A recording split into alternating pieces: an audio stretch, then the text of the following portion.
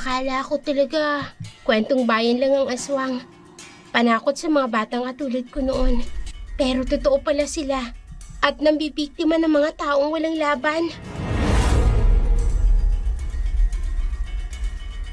Hindi porket hindi mo nakikita'y wala na. Ang mga aswang ay nagtatago sa dilim. Kaya di mo sila basta makita. Huwag masyadong magtiwala sa modernong teknolohiya. May mga bagay na mas malaki kesa sa kayang ipaliwanag ng agham. Demonyo ka! Isa kang aswang! Halimaw sa gabi! Wala kang puso! Wala kang kaluluwa! Hindi ka nilalang ng Diyos! Dahil ang budhi mo'y itim! Kumikitil ng buhay na hindi mo naman nilikha! Isa kang makasalanang nilalang! Ang mga katulad mong nilalang, hindi dapat hinahayaang pag-alagala sa lipunan. Isa kang mapaminsalang nilalang. Sinisira mong likha ng Diyos. Ginagamit mong maitim mong budhi bilang aswang upang manakit ang iba.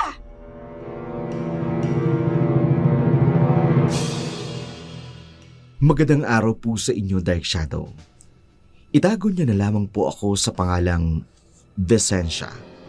Ang kwentong ibabahagi ko sa inyo, batay sa totoong karanasan namin ng aking kuya noong taong 2011. Upang lubos niyo pong maunawaan, hayaan niyo pong isalaysay ko sa inyo ang buong pangyayari.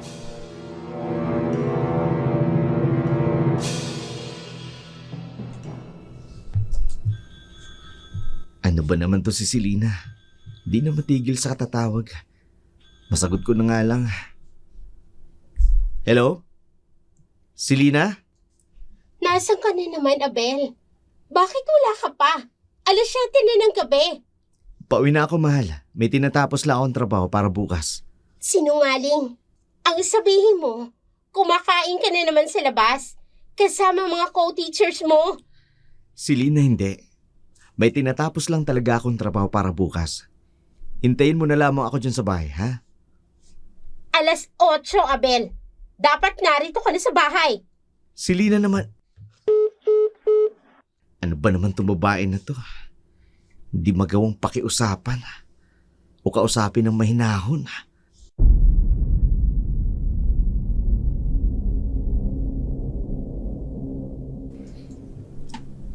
7 taon nang kasal sina Abel at Selena. Sekretarya si Selena sa barangay, samantalang isang public school teacher naman si Abel.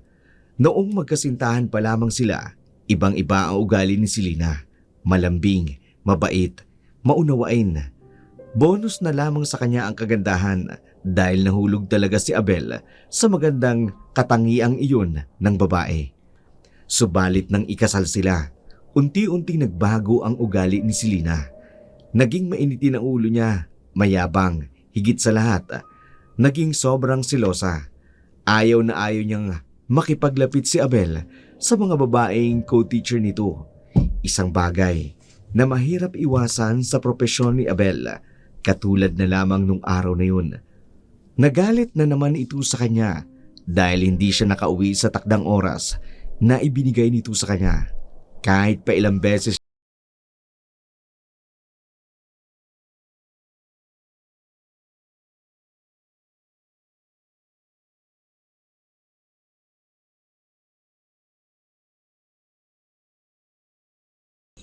Alas 8 ang ibinigay kong oras sa iyo, Abel.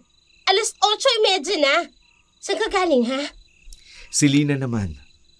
May distansya din ng eskwelahan ko mula rito sa bahay. Tapos umuulan pa. Hindi madaling makausad sa kalsada. Gusto mo ba talagang madisgrasya ako? 30 minutes, Abel! Saan ka sa loob ng 30 minuto? Nasa kalsada nga, pauwi rito. Ayan oh. Basang-basa pa ako dahil sa lakas ng ulan. Daig mo pa ang interrogation officer kung magtanong. Sinisigurado ko lang, Abel. Aba, malay ko ba kung may inaangkas ka pang babae dyan sa motor bago umuwi dito sa bahay? Ano? Diyos ko naman, Selena. Hindi ka na ba talaga titigil sa pagiging selosa mo? Wala akong ginagawang bagay na pwede mong pagdudahan. Dapat lang. Dahil asawa mo ko at may karapatan akong magselos, magduda at manduhan ka. at malaman ko kung ano yung mga pinagagagawa mo. Selena, hindi na makatuwiran ang pagsiselos mo. Wala ka na sa lugar. Basta! Kung ayaw mo mag-away tayo palagi, Abel, dapat sundin mo lahat ng gusto ko.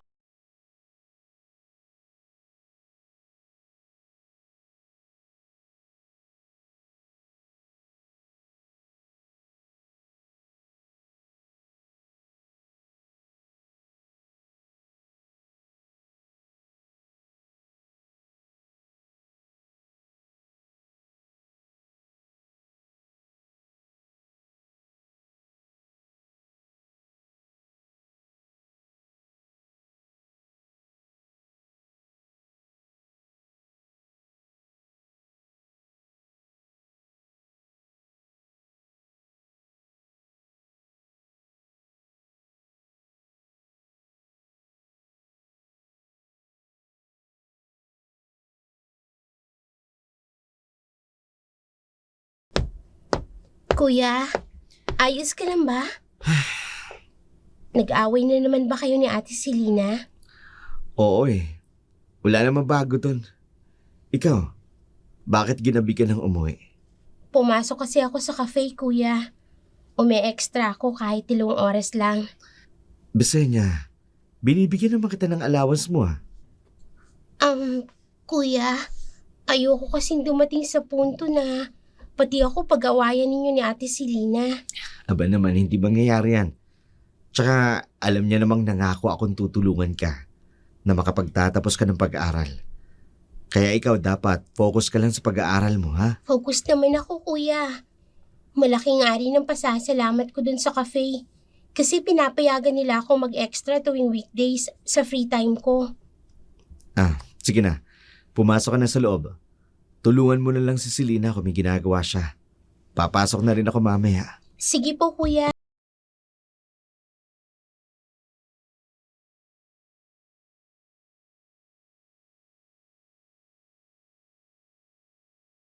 Sa loob ng halos 4 na taong paninirahan niya sa piling ng kanyang Kuya Abel at ng asawa nitong si Selena, hindi na bago sa kanya ang palagiang pag-aaway ng mag-asawa sa karamihan dahil selosa nga ang asawa nito kahit minsan wala na sa lugar.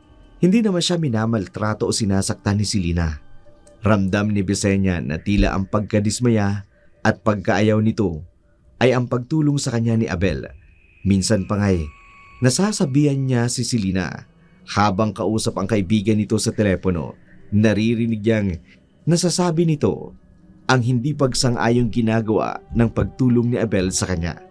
Pagpasok ni Bisenya sa loob ng bahay, nadatnan niya si Selena na naghahain ng hapunan.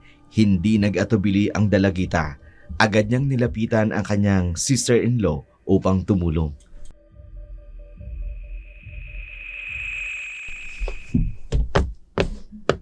Tutulungan na po kita, Ate Selena. Ano ba naman yung amoy mo? Magbihis ka na muna. O kaya maghilamos ka. Amoy bawang ka. Sorry po, ate.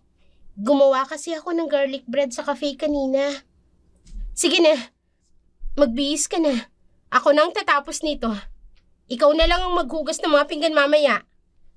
Sige po, ate. Nasaan nga pala ang kuya mo? Nasa labas po. Walang hiya talaga yung kapatid mo. Niloloko talaga siguro ako niyan eh. Baka mamaya, may ibang ka-text yun sa labas? Hindi naman po, ate. Nagpapahangin lang po si kuya. Huwag mo nang kampihan niyang kapatid mo, Bisenya. Pero ate, pumasok ka na nga sa silid mo at magbihis ka na. Opo.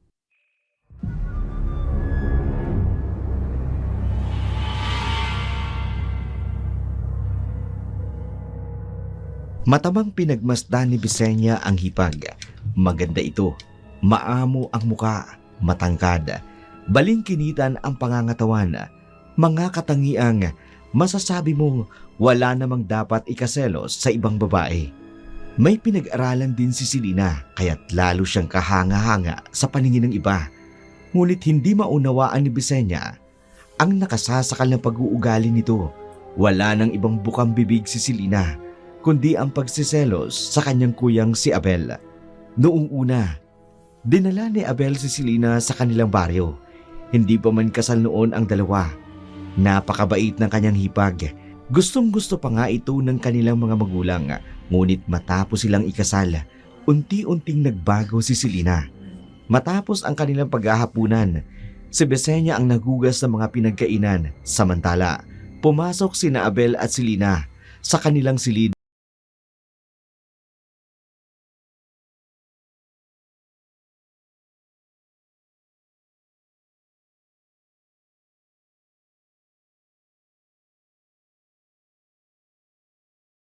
Ano ba naman to, Selena? Alas 10 na't gusto ko na magpahinga dahil may pasok pa ako bukas. Alas 7 ng umaga. Ano tong nakita ko sa Facebook, Abel? Bakit magkatabi kayo ni Hailey sa larawan? Selena naman. Malamang group picture yan. At hindi lang naman siya ang katabi ko sa larawan. Katabi ko si Ma'am Diaz, 60 years old na. Huwag mong sabihin pati siya pagseselosan mo. At bakit hindi? Babae rin yan, kahit na matanda na. Wala na sa lugar ang pagseselos mo. Wala akong relasyon sa kahit kanino sa mga kako-teachers ko. Abel, alam mong sa ganito rin nagsimula ang relasyon ng mga magulang ko noon. Puro dinay si Papa kay Mama. Pero ang totoo, may kabit pala siya. Tapos iniwan niya kami at nagpakamatay ang nanay ko. Kaya naiwan ako mag-isa at nagpalipat-lipat sa mga kamag-anak ko. Pwes hindi ako katulad ng tatay mo, Selena. Hindi ako manluloko at higit sa lahat, wala akong kabit. Alam mo kung saan ang gagaling ang mga takot ko, Abel. Kaya hindi mo ko masisisi kung bakit ako ganito. Ayoko magkaroon tayo ng anak, tapos iiwan mo lang kami. Selena, ano ka ba? Hindi naman kita iiwanan. Kaya kung pwede, tama na ang kaseselos mo. Dahil sa totoo lang, nakakapagod ng umuwi sa isang tahanang magulo. Kung ganon, huwag ka na makikipaglapit sa katrabaho mong si Hailey. Ano? Hindi naman pwede yun. Magka-year level kami ng tinuturuan. Kaya natural lang naman na may oras talaga kami mag-usap. Basta. Kapag hindi mo siya iniwasan, hindi talaga kita titigilan, Abel.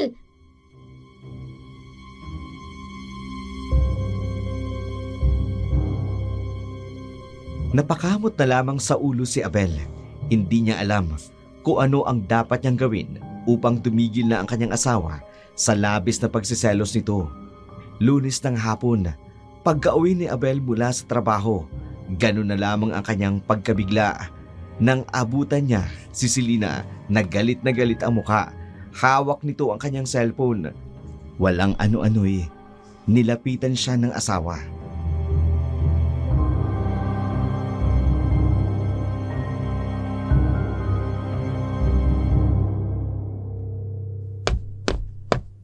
Selena, anong...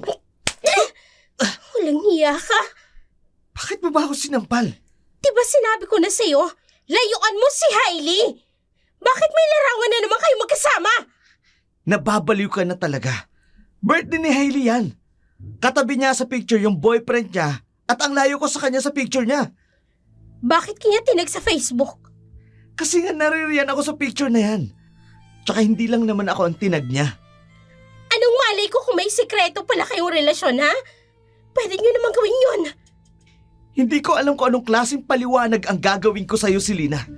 Pagod na akong mag-explain. Wala akong ginagawang masama. Hindi ako nagluloko. At tigilan mo na yung kabibintang na ginagawa mo sa akin sa ibang tao. Nakakaya na sa ibang tao. Saan ka pupunta? Abel! Huwag mo kong tatalikuran! Hindi ba Magpapahinga na tayo ako. tapos mag-usap?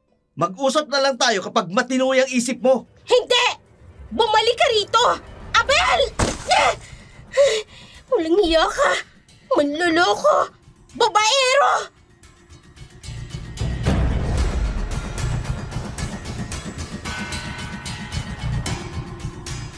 Ngunit hindi nakinig si Abel. Sa halip, dire-diretso itong pumasok sa silid.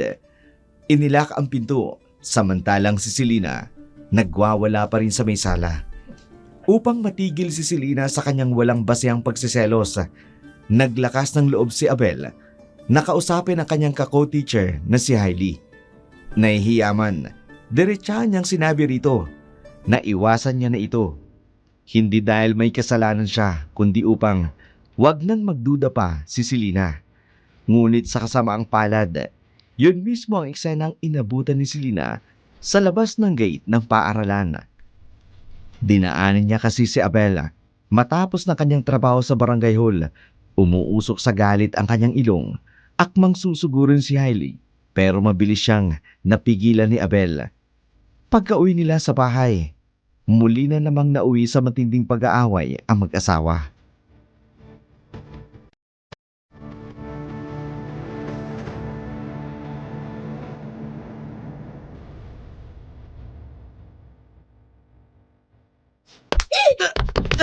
Ano ba, Selena? Tama na! Napakababaero mo! Nasasaktan na! Ano ba? Walang iya kayo! Sa labas pa talaga ng eskwela ang kayo naghaharutan! Wala kaming ginagawang masama. Kinausap ko lang si Hailey na iwasan ko na siya para matigil ang kasiselos mo. Alam mo ba kung gaano nakakahiya yun? Wala kang kaalam-alam. Wala namang ginagawang masama sa iyo yung tao. Nadadamay dyan dahil sa walang basehan mong pagsiselos. Sinungaling! Ang sabihin mo, kabit mo talaga yung malanding guro na yon! Tama na. Nakakaya ka na, Selena. Paano kung hindi kita napigilan kanina? Sasaktan mo talaga ang katrabaho ko? Oo! At paano kung ireklamo ka niya, ha? Dahil pinapahiya mo siya. Ano bang iyari sa'yo? Sa atin? Alam mo, pwede akong matanggalan ng lisensya. Pati na rin ang co-teacher ko dahil sa mga maling paratang mo. Tandaan mo to, Abel. Pagsisisihan mo ang ginawa mo ito sa akin! Pagsisisihan mo! Hindi magawang maawat ni Abel si Selena. Panay ang pagwawala nito at napapalingon ang mga tumaraan na kapitbahay nila dahil dinig na dinig ang mga sigaw at galit na boses ni Selena. Samantala, humingi naman ng dispensa si Abel sa kanyang kako-teacher na si Hailey at sinabi nitong dapat na nga siguradong mag-iwasan na lamang sila upang wala ng gulo. Napahiya na rin kasi ang babae kahit wala naman itong ginagawang masama. Lumipas ang ilang linggo matapos ang insidenteng yun. Naging tahimik na ang lahat, subalit isang araw, Lunes ng umaga, isang balita ang gumimbal sa kanila.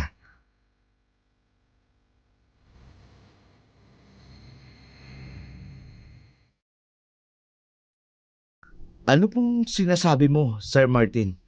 Si Teacher Hailey, natagpo ang patay sa gubat. Ho?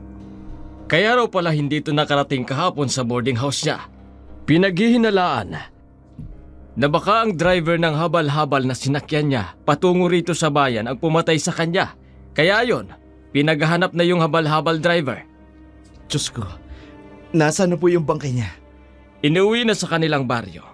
Kawawa naman si Teacher Hailey. Brutal daw ang pagkamatay. Basag ang ulo. Walang lamang loob. Bali-bali ang mga buto. Napakahayop ng kriminal na pumatay sa kanya. Pupunta nga kami sa baryo nila upang makiramay. Sasama ka ba, Sir Abel? Sige, sasama ako.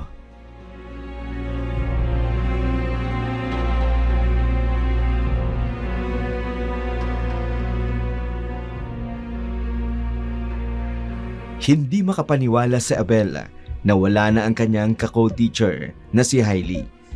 Mabait ang babae kahit hindi pa nagkakaroon sila ng problema dahil sa pagiging selosa ni Selena. Hindi siya makapaniwala na ang mabait na taong katulad ng dalaga ay makararanas ng isang brutal na kamatayan. 2:00 ng hapon nang makarating ang grupo ni Abel sa bahay ng pinaslang na guro na si Hailey. Umiiyak ang pamilya at ang mga kamag-anak nito. Narinig din niya ang usap-usapan. Hindi ang habal-habal driver ang pumatay dahil natagpuan din ang bangkay nito. Wala ring lamang loob, basag rin ang ulo. Kaya naging isang malaking dagok ang insidenteng nangyari. Maraming naniwala na baka raw aswang ang pumatay sa naturang guro at habal driver. Isang araw, Sabado ng hapon, kinausap ni Abel si Selena.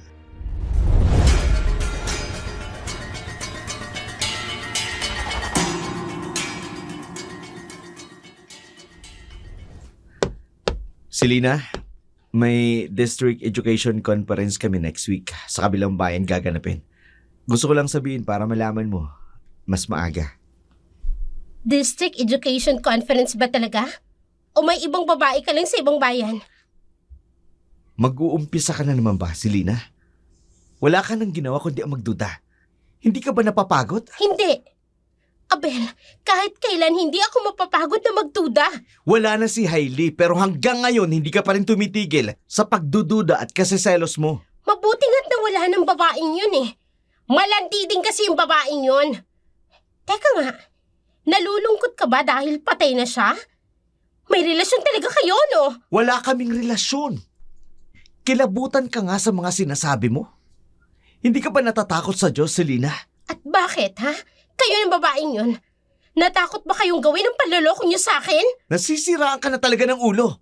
Wala nga kaming relasyon ni Hailey. Malinis ang konsensya ko at ganun din si Hailey. Kaya pwede ba tumigil ka na sa kabibintang mo?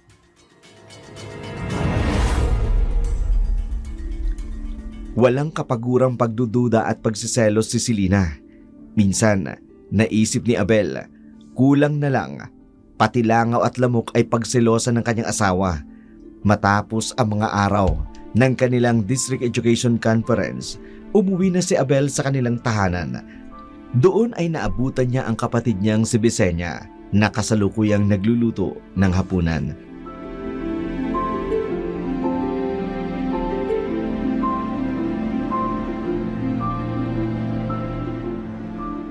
Nasaan ba ang ate mong selosa, Bisenya?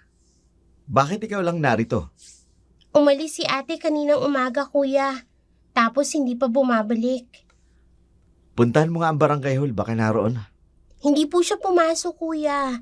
Di ba Miyerkules ang session nila? Biyernes na ngayon eh. Oo nga pala. Kung ganun, saan ba pumunta ang ate mo? Wala bang nabanggit sa'yo? Wala po. Hindi nga po ako kinikibo. Sige, tatawagan ko na lang. Ituloy mo na lang ginagawa mo. Sige po, kuya.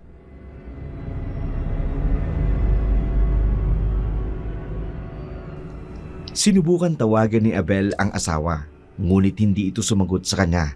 Kaya naman, nakaramdam siya ng kaba, lalo na't usap-usapan sa kanilang lugar ang tungkol sa pagpatay kay Teacher Hailey. At sa habal-habal driver, maraming nagsasabing aswang daw ang may gawa ng naturang krimen. Hindi pa man siya nakakakita ng aswang, mas mabuti na rin kung mag-iingat siya. 7:00 ng gabi. Saka pa lamang umuwi si Selena. Kaagad naman siyang tinanong ni Abel kung saan siya galing.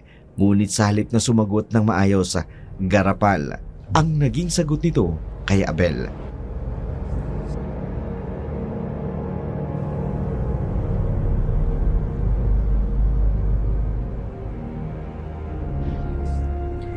Saan ka ba galing?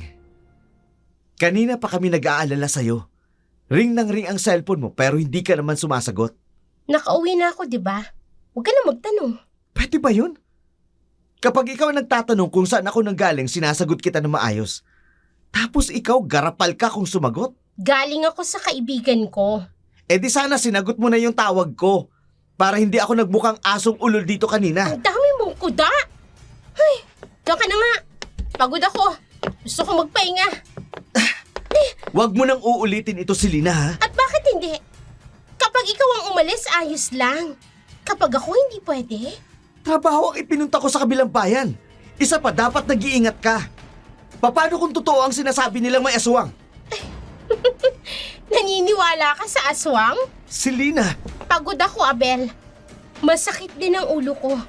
Wala akong panahong makipag-usap sa'yo tungkol sa mga aswang-aswang na yan.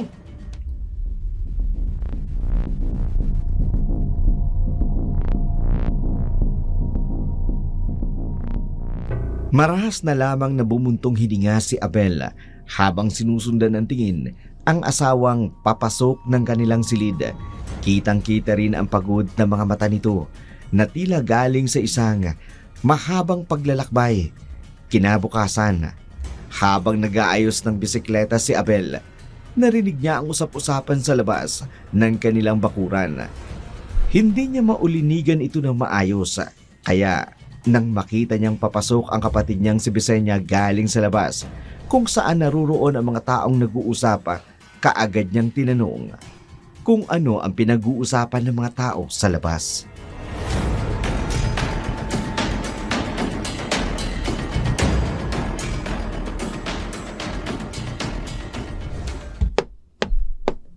Anong nangyari? Bakit ang aga-aga ng tsismisa ng mga kapitbahay?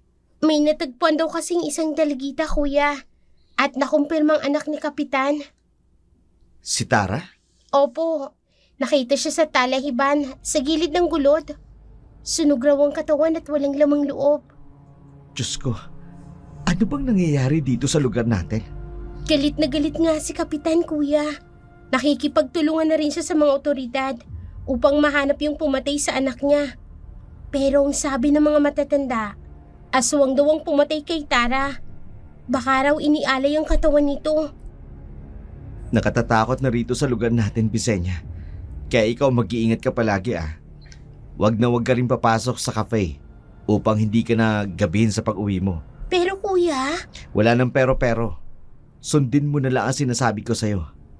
Para naman ito sa kapakanan mo.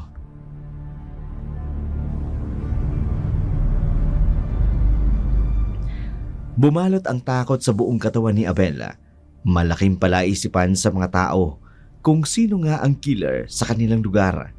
Maraming hinala ang mga tao. Lalo na ang mga matatanda na aswang na bumibiktima. Lalo na't papalapit na raw ang kabilugan ng buwan. Ang panahon kung kailan lumalakas ang mga aswang. Samantala, Lunes ng umaga, pagpasok ni Abel sa paaralan, lumilibot ang kanilang prinsipal upang ipakita ang formal na bagong teacher na pumalit sa pinaslang na si Teacher Hailey.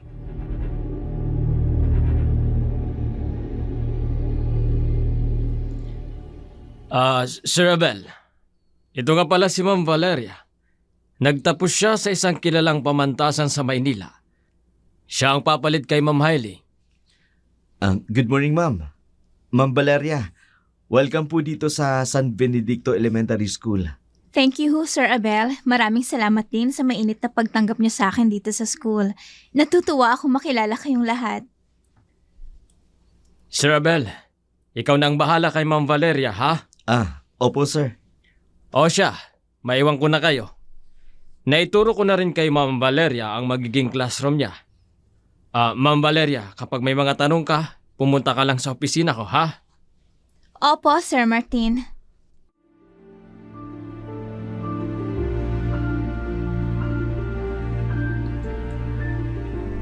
Iniwan na sina Abel at Valeria ng principal. Nag-usap naman sina Valeria at Abel tungkol sa trabaho.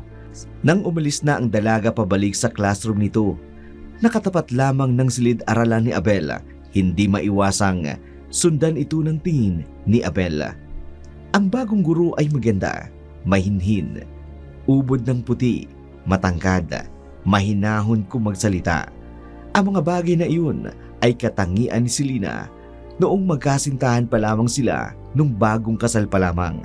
Ngunit nagbago ang kanyang asawa, hindi naman sa pisikal na anyo, kundi sa pag-uugali nito. Pagsapit ng hapon, ipinatawag silang lahat sa opisina upang mag-snack dahil birthday ng isa nilang ka-co-teacher katulad ng dati.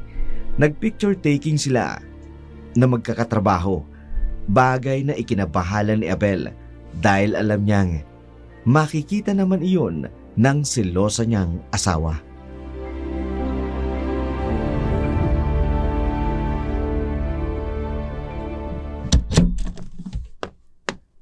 mabuti naman at umuwi ka na. Selena, ano na naman to? Anong-ano na naman? Nakita ko tong larawan na to sa Facebook. May bago na naman palang guro sa eskwelahan ninyo. Oo, kapalit ni Teacher Hailey.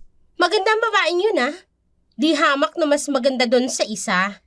Selena, huwag kang gagawa ng kalokohan ha. Huwag mo nang uulitin ang ginawa mo noon. Bakit natatakot ka?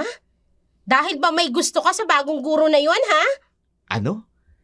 Selena, wala ka na ba talagang ibang gagawin kundi magselos? Nakakasawa na. Paulit-ulit na lang ang pag-aaway natin. Mas marami tayong dapat pagtuunan ng pansin kaysa dyan sa pagsiselos mo na walang katuturan. Tandaan mo to, Abel. Wag na wag ko lang malalaman na nakikipaglapit ka riyan sa baguhang guro na yan.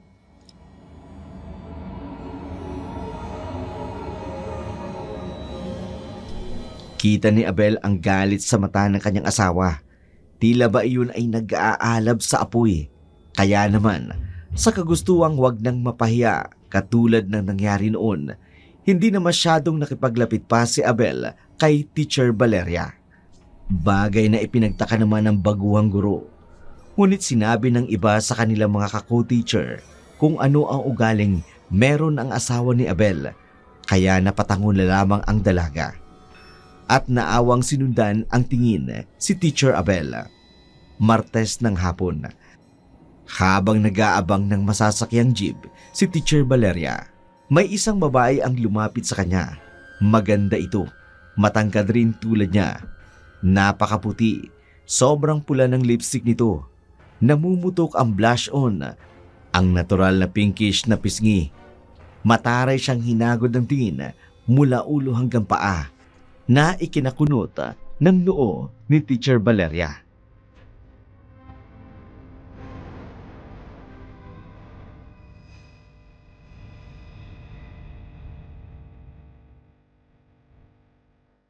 May kailangan ka ba, miss? Mrs. Gonzales. May kailangan po ba kayo sa akin, Mrs. Gonzales? Ikaw ang bagong teacher ng San Benedicto Elementary School, di ba? Ako nga ho.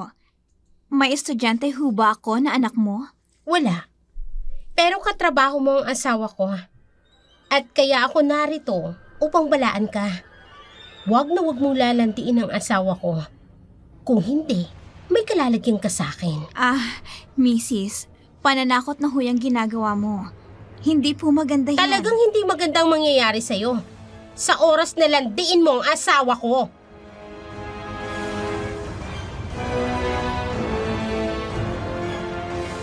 Natigilan si Teacher Valeria at nakabawi na lamang siya ng tuluyan nang makaalis na ang babae. Inisip niya kung sino nga ba ang asawang tinutukoy nitong katrabaho niya.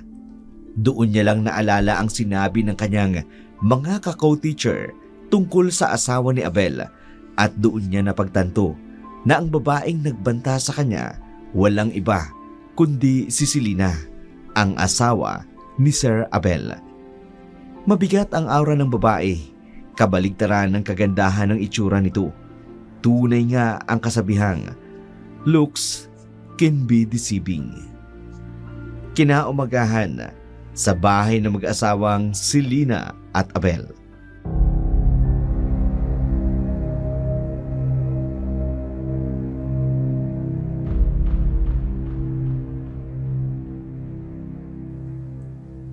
Saan ka na naman pupunta, Selena? May pupuntahan lang ako importante. Huwag niyo na rin akong hintayin sa hapunan. Gagabihin ako ng uwi. Mukhang napapadalas ang pag-alis mo nang hindi nalalaman kung saan ka pumupunta. Bakit? Nagsiselos ka? May dapat ba akong pagselosan? Ewan ko sa'yo. Umalis ka na. Baka malate ka pa sa trabaho mo. Siya nga pala. Pagsabihan mo yung kapatid mo ha, na huwag magdadala ng bawang dito sa bahay. Ang baho! Bakit ba ayaw na ayaw mo sa amoy ng bawang? Ang pagkakaalam ko, buntis lang ang ayaw sa amoy ng bawang. Huwag ka na ngang pala tanong. Sundin mo na lang ang gusto ko. Sige, pagsasabihan ko na lang si Vicensya. Pero Selena, umuwi ka na maaga mamaya ah. Kasasabi ko lang, gagabihin ako. Sige na, iti-text kita. Aalis na ako.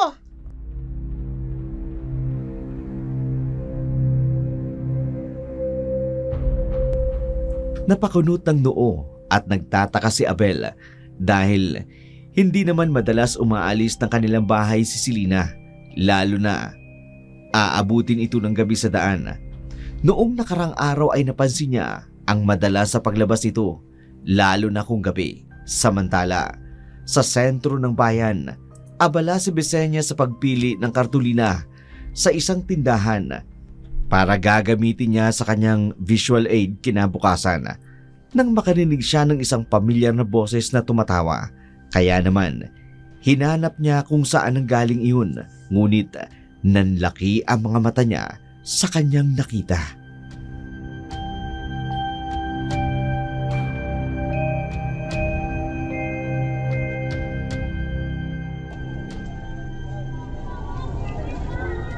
Si Ate Selena yun ah. May nakaakbay sa kanyang isang may edad na lalaki. Teka, bakit naghalikan sila? Ibig sabihin, niloloko niya si Kuya Abel? Magtatago ako dito sa likod ng shelf. Hindi niya ako dapat na makita na nakita ko siyang kasamang lalaking yan. Ang kapal ng mukha niya. Palagi niyang inaaway si Kuya at pinagbibintangan na nagloloko. Tapos siya pala itong may ginagawang kababalaghan. Kaya pala umaalis siya palagi ng bahay nitong mga nakarang araw. Dahil kinakatagpo niyang kanyang kalaguyo. Halika na, honey. Pumunta na tayo sa balay kamay. Umalis na sila. Susundan ko sila. Kailangang malaman ko kung saan sila pupunta. Dapat makakuha muna ako ng ebidensya bago ko sabihin kay kuyang natuklasan ko tungkol sa malanti kong hipag.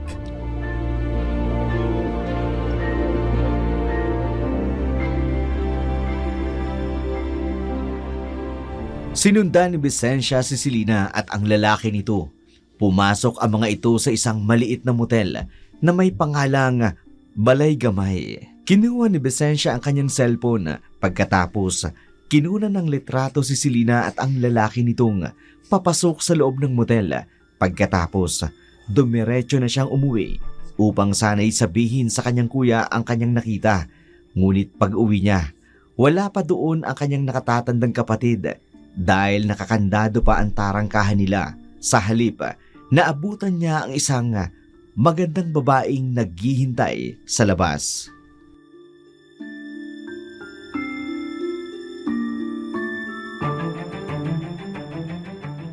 Sino po kayo? Ano pong kailangan ninyo? Magandang hapon.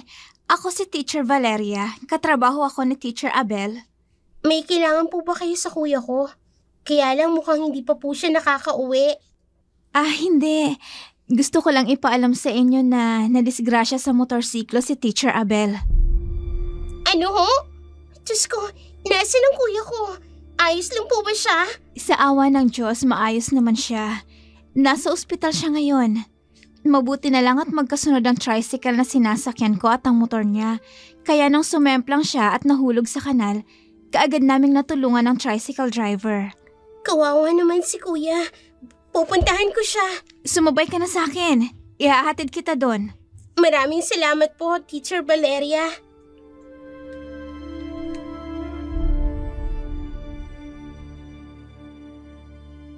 Inihatid ni Teacher Valeria si Vicencia sa ospital kung saan naroroon si Abel. Doon natagpuan ni Vicencia ang kuya niyang may benda at cast sa kaliwang paa at braso. Pero ligtas raw ito ayon sa mga doktor. Napaiyak na lamang si Vicencia sa itsura ng kanyang kapatid.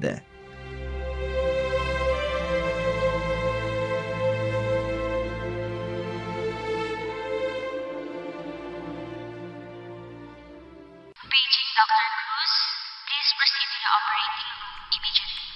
Kuya, pinag-alala mo naman ako ng gusto. Huwag ka nang umiyak dyan. Buhay pa ako. Paano kung namatay ka?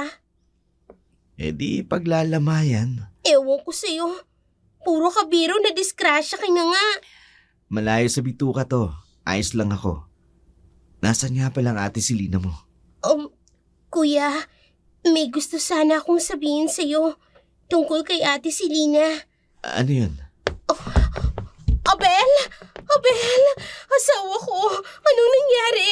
Ayos ka lang ba? Ayos lang ako. Ayos lang? Tingnan mo nga yan, oh.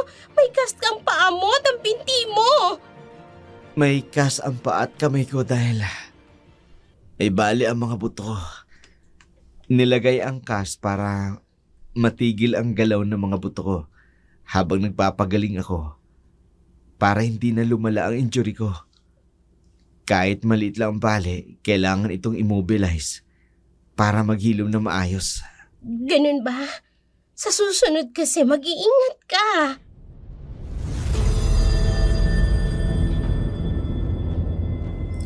Tahimik na pinagmasdan ni Vicensya ang kanyang hipag na nakayakap sa kanyang kuya. Kung hindi pa niya nakitang may kasamang ibang lalaki si Selena, iisipin niyang mahal na mahal talaga nito ang kanyang kapatid. Hindi na rin niya itinuloy ang pagsasabi tungkol sa kanyang natuklasan dahil sa kalagayan ni Abel. Kinabukasan, habang nanunood ng TV sa ospital si Vicensya, nag-flash sa balita ang tungkol sa isang bangkay ng kapitang natagpuan sa isang bakanting lote. Nang ipakita sa screen ang muka, ganun na lamang ang pagkabigla ni Vicensya dahil yung lalaking kasama ni Selena ang nakita niya sa bayan.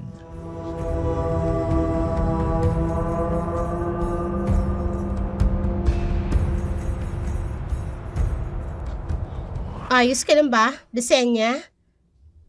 Po, ang sabi ko kung ayos ka lang. Namumutla ka. Ayos lang po ako, ate. Hindi ako pwedeng magkamali.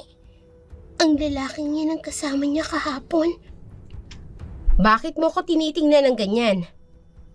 Wala po, ate. Nagagandahan lang po ako sa'yo. Talaga?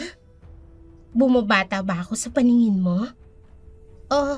Opo. Ang fresh nga po ng skin mo. Oh, salamat. Alam mo, may sikreto ako kung bakit napapanatili kong bata ang aking balat at itsura. Po, gusto mo bang malaman? Wag na po, ate. Okay na po sa akin yung skincare routine ko. Sigurado ka? Opo, sigurado po.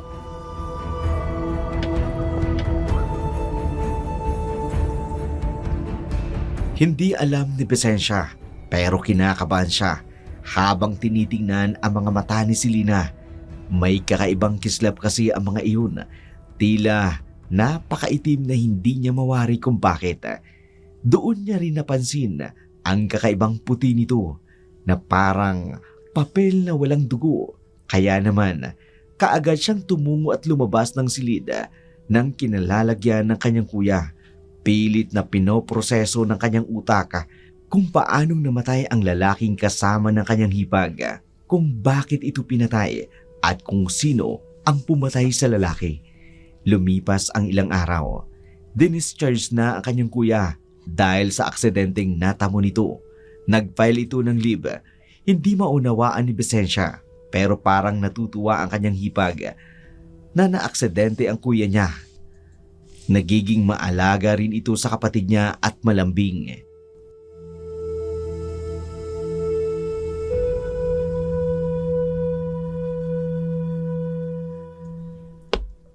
Kumain ka lang, love, ha? Masarap yung niluto ko para sa'yo. Maraming salamat, love. Sana ganito ka palagi. Oo naman. Huwag kang mag-alala, love.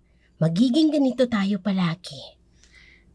Ito yung lagi kong pinagdarasal sa Diyos na mangyari noon pa. Kuya, aalis na po muna ako.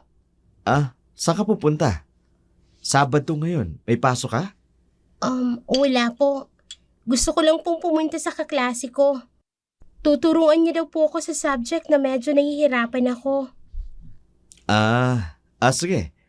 Basta huwag kang magpapagabi, Opo, sige po. Alis na po ako. Ate Selena, alis na po ako. Love? Bakit, love? Masyado ka yatang nagiging maluwag dyan sa kapatid mo. Baka mamaya masana yan. Hindi naman. Teenager eh. Mas maganda ako minsan bigyan ng laya. Ang mga edad na yan kadalasan nagre-rebelde kapag inihigpitan mo. Hindi kaya may lihim ng boyfriend yung kapatid mo? Wala naman yata. Mukhang focus naman siya sa pag-aaral niya. Consistent naman siyang honor. Sinasabi ko lang. Baka mamaya niyan, Abel.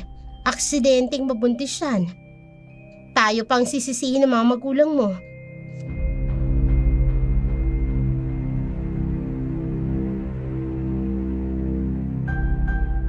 Hindi nakakibo si Abel at napaisip rin siya sa mga sinabi ng kanyang asawa. Naisip niya ang posibilidad na baka nga may nanliligaw o nagpapaligaw na si Visensya. Maganda ang kanyang kapatid. Hindi malayong may magpalipad ng hangin rito at mahulog naman si Visensya sa tinatawag na puppy love. Ngunit ang hindi alam ni Abel, nilalason lamang ni Selena ang kanyang isipan upang pagdudahan niya ang sariling kapatid. Samantala, hapon ng araw na yun, pauwi si Visensya nang may madaanan siyang kumpul ng mga matatandang naglalaro ng pusoy sa daan.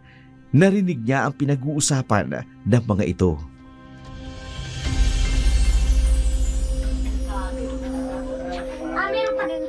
May natagpuan na naman daw na bangkay doon sa kanto, sa may sityo Dumaguete.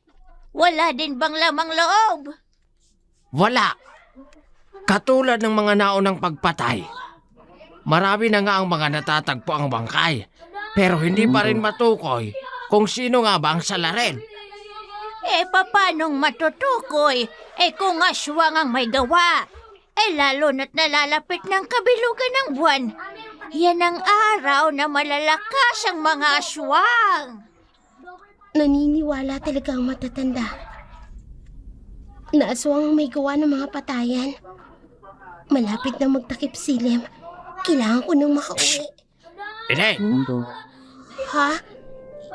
Tinatawag ako ng isang matandang lalaki. Bakit po? alam mo ba ang kasabihan? Kapag nalalapit na ang kabilugan ng buwan, Ho? Hindi po eh. kapag kabilugan na ng buwan, mag-ingat ka sa gabing tahimik.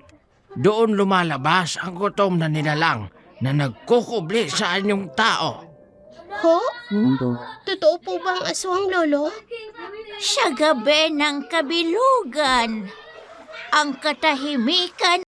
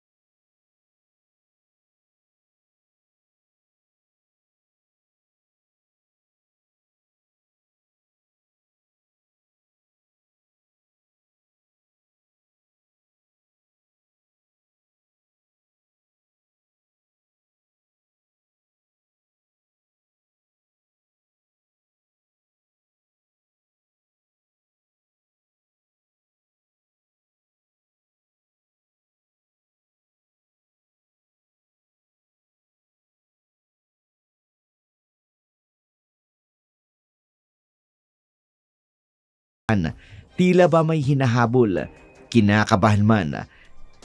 Sinundan pa rin ni Visensya ang kanyang hipag. Ingat na ingat siyang huwag mapansin hanggang sa nakarating sila sa isang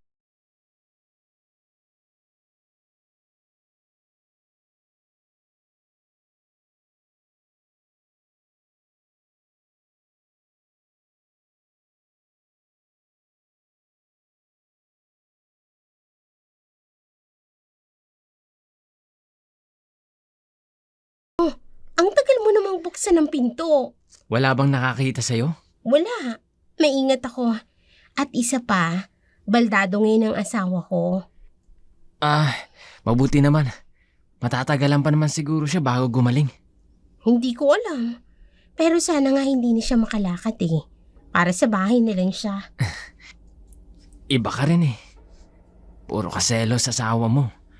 Pero ikaw tong totoong may kabit. Siyempre, para kunyari malinis ako. Tama na nga yung segue na yan. Gusto mo nang maglampungan tayo? Bastos ng bunganga mo ah. Okay, fine. Di bingbangan na.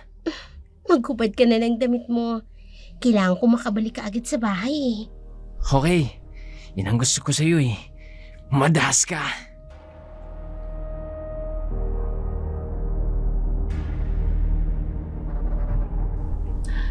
napatakip si Visensya ng kanyang bibig Nang magsimulang maglampungan ang dalawa sa papag ng kawayan, hindi niya magawang panuurin ang ginagawa ng mga ito, kaya agad niyang kinuha ang kanyang cellphone at palihim na kinuna ng video sa maliit na siwang ng dingding. Dinig na dinig niya ang ungol at ingay na likha ng kanyang hipag at ng lalaki nito. Nang matapos na ang dalawa, nanginginig ang mga kamay ni Visensya habang sinisave ang video bago inilagay ang cellphone sa kanyang bulsa. Paalis na sana siya, ngunit aksidente niyang natapakan ang mga tuyong sanga sa bakuran, dahilan upang lumikha iyon ng ingay. Biglang natigilan ang dalawa sa loob ng kubo. Alam niyang may tao sa labas. Sa takot, dali-daling tumakbo si Visenya. Hindi alintana ang dilim at panganib ng gabi.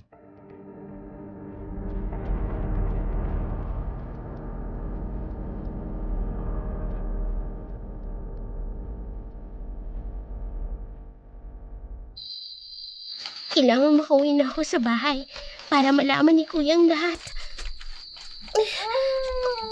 Ay, ano yun? Bakit may umaalulong na mga aso?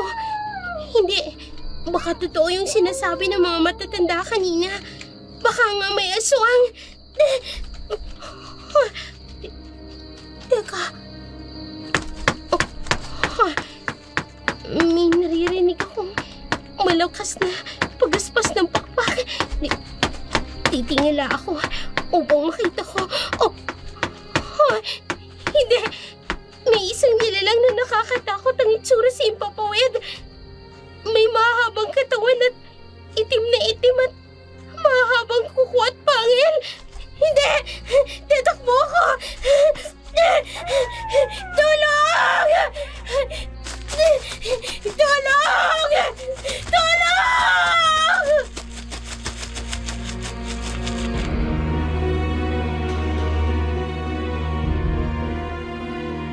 Mabilis na tumakbo si Visensya. Hinubad niya ang kanyang suot na doll shoes upang makatakbo ng mabuti. Malapit na siya sa kalsada nang bigla siyang dagitin ng aswang.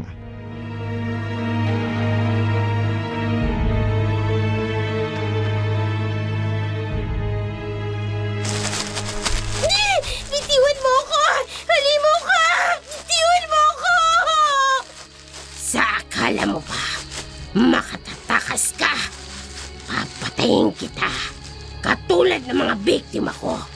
Wala akong ititira sa katawan mo. Uubusin ko ang lamang loob mo! Tulong! Bitiwan mo ako! Bitiwan mo ako! Dudukutin ko ang puso mo ng ganito! Bitawan mo siya, aswang! Anong? Tanggapin mo ang pangontrang ito!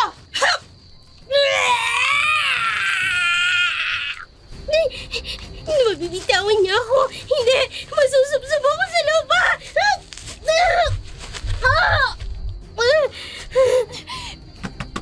Visensya! Ayos ka lang ba? Ang sakit-sakit po ng tuhod ko. Halika na, umalis na tayo dito. Bago pa tayo balikan ng aswang na yon, bumabawi lamang siya ng lakas. Halika na, tumayo ka na, Visensya. Opo!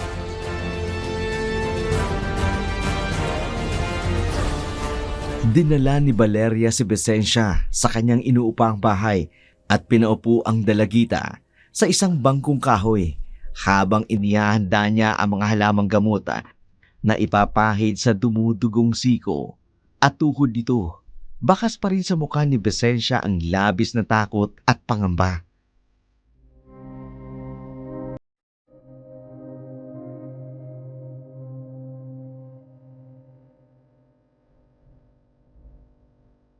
Nilagyan ko ng halamang gamot ang mga sugat mo upang madaling maghilom at wag nang magpeklat. Salamat po, Ma'am Valeria. Ano nga palang ginagawa mo sa gilid ng gulod? Alam mo ba na delikadong lumabas ng gabi? Lalo na't maraming mga patayang nangyayari. May sinundan po kasi ako. Ma'am, yung pong nilalang kanina, aswang ho ba talaga yun? Oo, aswang yun. Mabuti na lang at dumaan ako doon at mabuti na lang rin. May dala akong pangontra. Bakit po may alam kayo sa pangontra laban sa aswang? Albularyo kasi ang lola ko. Ganyan po ba? Akala ko hindi na totoong mga aswang. Hindi mo kailangang maniwala agad. Pero hindi rin masama mag-ingat. Lalo na't marami ng kwento ang mga naitalang pangyayari sa baryo. Akala ko talaga, kwentong bayan lang ang aswang. Panakot sa mga batang katulad ko noon. Hindi porket hindi mo nakikita ay wala na. Ang mga aswang ay nagtatago sa dilim. Kaya di mo sila basta makita. Huwag masyadong tiwala sa modernong teknolohiya. May mga bagay na mas malaki kesa sa kayang ipaliwanag ng agham. Hindi na kumibo si Vicensya at tahimik na lamang pinagmasdan ang banayad na paglalagay ni Valeria ng halamang gamot sa kanyang sugata. Magaan ang loob ni Vicensya sa dalaga. Parang ang gaan nitong kasama. Bigla namang sumagi sa isipan ang pagtataksil ng hipag na si Selena. Kaya kahit makirot ang sugat, bigla siyang tumayo dahilan upang mapatigil si Valeria sa ginagawa nito.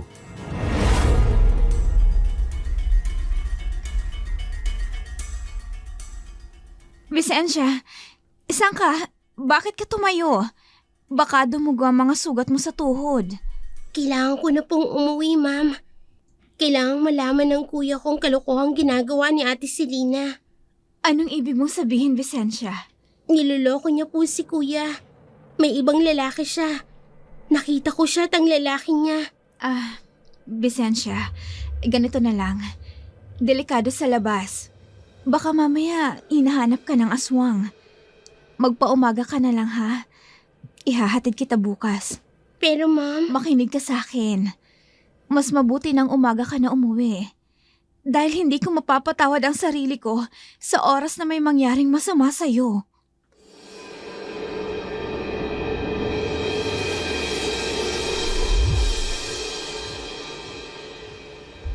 Marahas na bubuntong hininga si Vicensya. Bago muling umupo, may punto kasi si Valeria. Maaring nasa paligid lamang ang aswang na sumalakay sa kanya. At kung madidisgrasya siya, lalo lamang na hindi malalaman ng kanyang kuya ang kalokohang ginagawa ng kanyang hipag. Kaya naman, sinunod niya ang payo ni Valeria. Kinabukasan na lamang siya umuwi. Inihatid siya nito sa bahay ng kanyang kuya.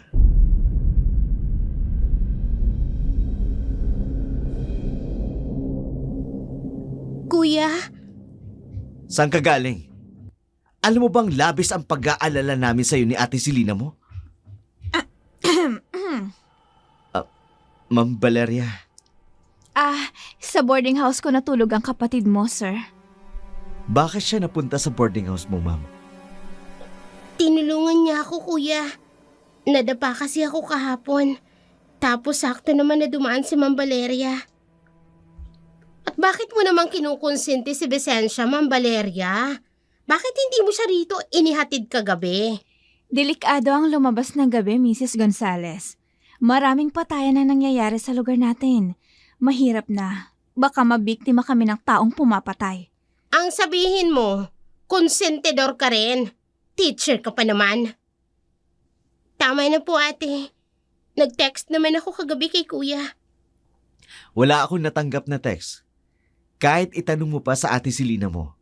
Dahil siya ang may hawak ng cellphone ko. Oo, wala akong na-receive na text mo, Vicensya. Pero nag-text po ako. Vicensya, tama na. Mas mabuti pang magpahinga ka na para mas mabilis humilom ang mga sugat mo. Aalis na ako, Mr. and Mrs. Gonzales. Huwag naman po sana ninyong pagalitan ng husto ang bata. Kawawa naman kasi. Wala naman siyang ginagawang masama. At sino ka para pagsabihan kami? Konsentidor na teacher?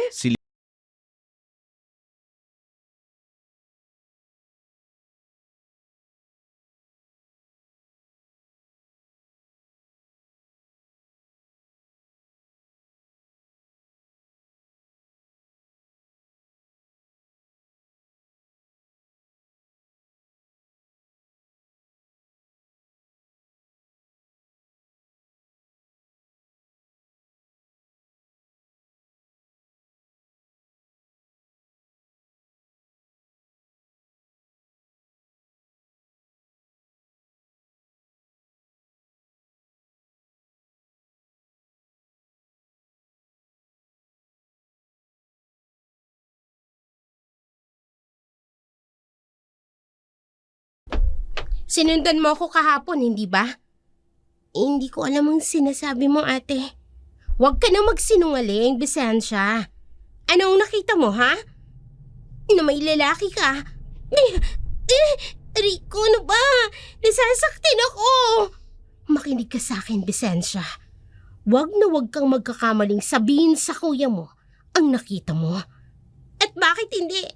Karapatan niyang malaman ang totoo. Oh, my dear child. Hindi mo alam ang kaya kong gawin kapag sinabi mo sa kuya mo ang lahat. Anong ibig mong sabihin? Simple lang. Baldado ngayon ang kuya mo. Pwede ko siyang saktan nang walang laban. Gusto mo ba yon? Hayop ka! Timunyita ka! Napakasama mo! Paano mo nagawa ang lahat ng to kay kuya? Lahat ng gusto mo sinusunod niya. Mahal na mahal ka niya. Dahil hindi niya ako magawang mabuntis. 7 taon na kaming nagsasama. Pero hindi niya pa rin ako magawang buntisin. Baka naman kasi ikaw may problema at hindi si kuya. Sinampal mo ko? Dapat lang sa'yo. Tandaan mong sinasabi ko, ha? Selena? Lisensya! Anong nangyayari dyan? Shh! Itika mo yung bibig mo. Kung ayaw mong tahiin ko yan. Hayop ka. Wala namang nangyayari dito, love. Tinutulungan ko lang na gamutin ang mga sugat ni Bisensya.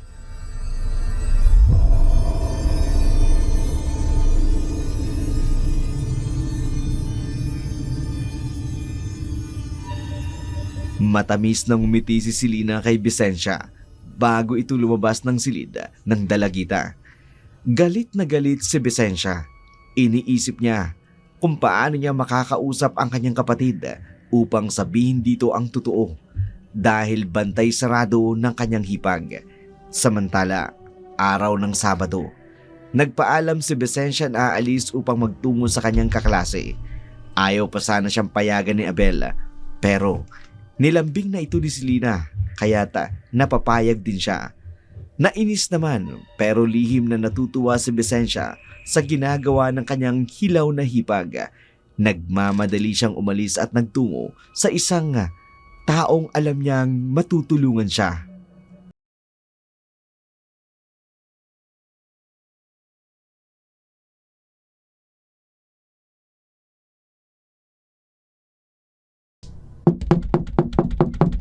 Sandali lang, nandyan na.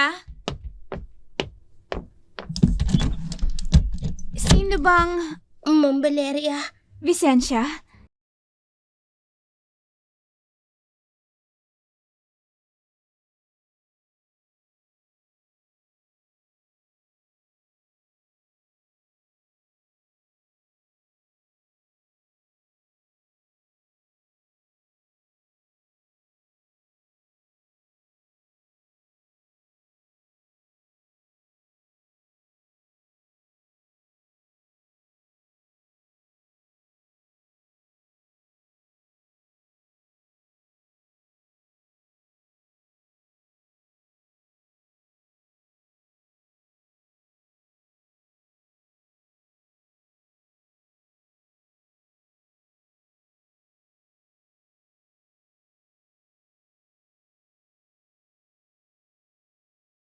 please po.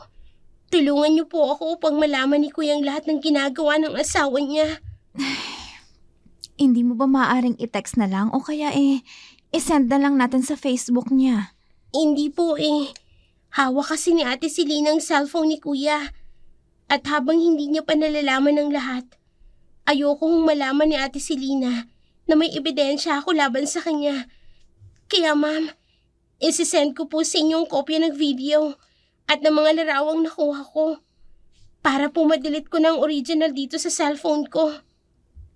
Sige, tutulungan kita, Visensya. Maraming salamat po, ma'am. Ate Valeria na lang ang itawag mo sa akin. Masyado namang formal lang, ma'am. Sige po, Ate Valeria.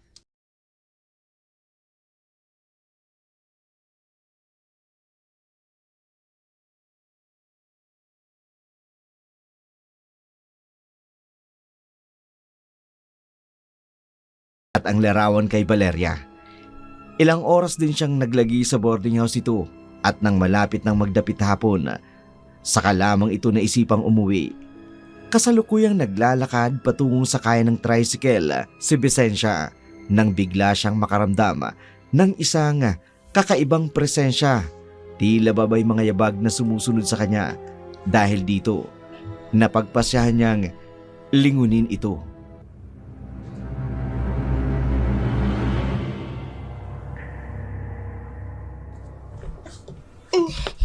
Hindi. Ano?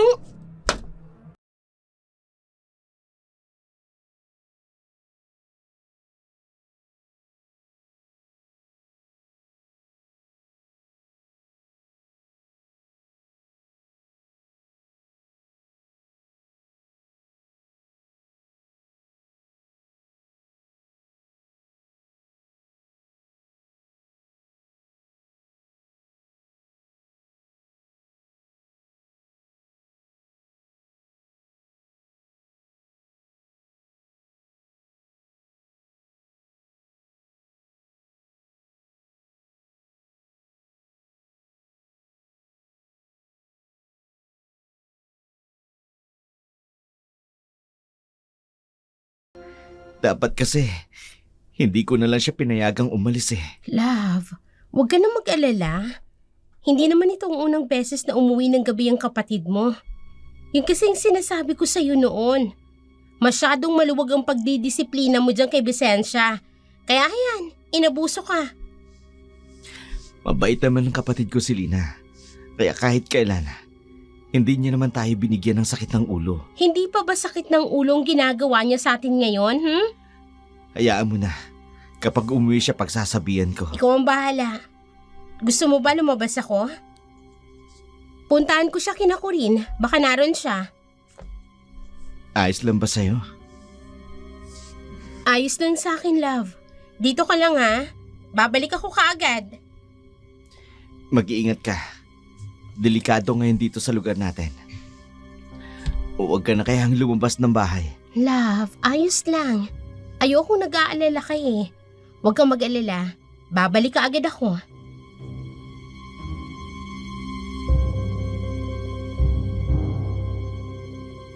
Hindi na nagpaawat pa si Selena. Kaagad itong lumabas ng pinto ng kanilang bahay at dali-daling tumakbo palabas ng bakuran.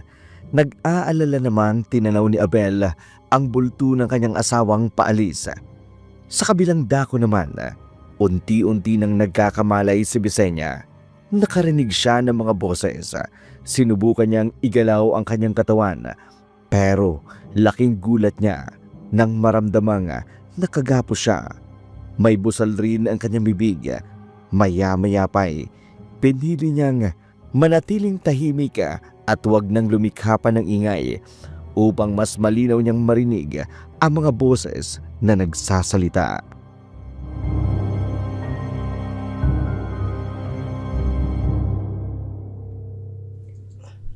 Nakuha mo bang cellphone niya, Sandro? Oo. Kinalikot ko ng gallery. Kahit ano, wala dun. Sigurado ka? Oo. Wala nga. Malinis na malinis. Kaya wala kang dapat ipag-alala. Mabuti naman kung ganon. Halika na muna dito, Sandro. Kailangan magbembangan na muna tayo bago ako umuwi sa baldato kong asawa. Wala ka bang kapaguran sa sex? Nag-sex na tayo kahapon eh. Nagre-reklamo ka ba? Hindi naman. Siyempre, gusto ko rin. Kung ganon, sige na. Maghubad ka na. Bilisan mo, naiinip ako. Oo na. Walang yung babaeng to. Uubusin yata ang lakas ko. Dinig na dinig ni Vicencia ang pag-uusap ng dalawa, maging ang mga ginagawa ng mga ito sa kabilang silid. Makalipas ang ilang saglit, narinig niyang muli ang kanilang pag-uusap. Tila tapos na sila sa kanilang mga kataksilang ginagawa.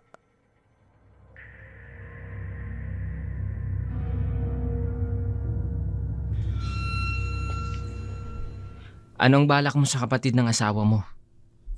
Pakakawalan mo ba? Ngayon na nasiguro mong na wala na siyang ebidensyang hawak? Siyempre hindi.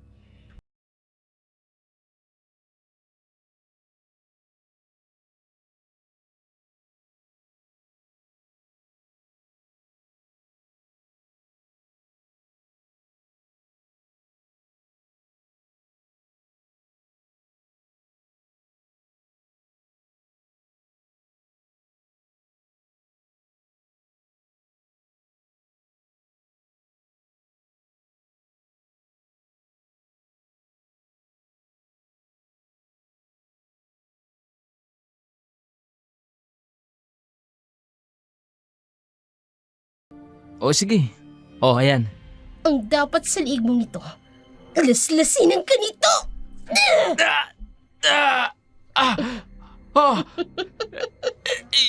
Hindi. Hindi mo pwedeng galawin si Bisenya. Lalo pat kakailanganin ko siya sa darating na kabilugan ng buwan. At ikaw, wala ka ng pakinabang sa akin.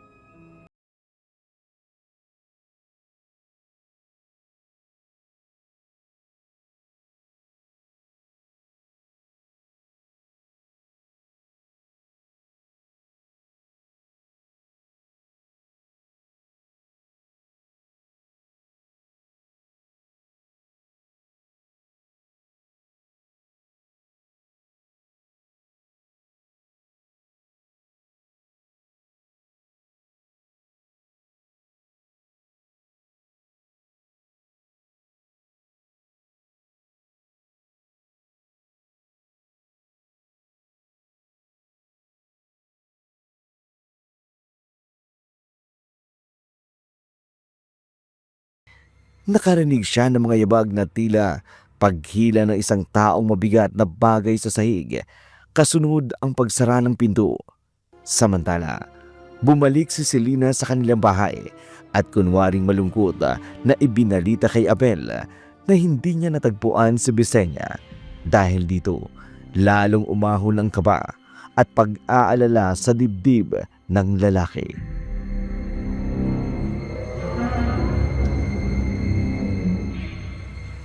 Diyos ko, hindi ko mapatatawad ang sarili ko. Oras na may mangyaring masama sa kapatid ko. Love, huwag ka na mag-alala. Mahanap din natin siya. Magpo-post ako sa Facebook ko tungkol sa pagkawala niya. Baka may makakita sa kanya at maituro sa akin kung saan siya naruroon. Sige, love.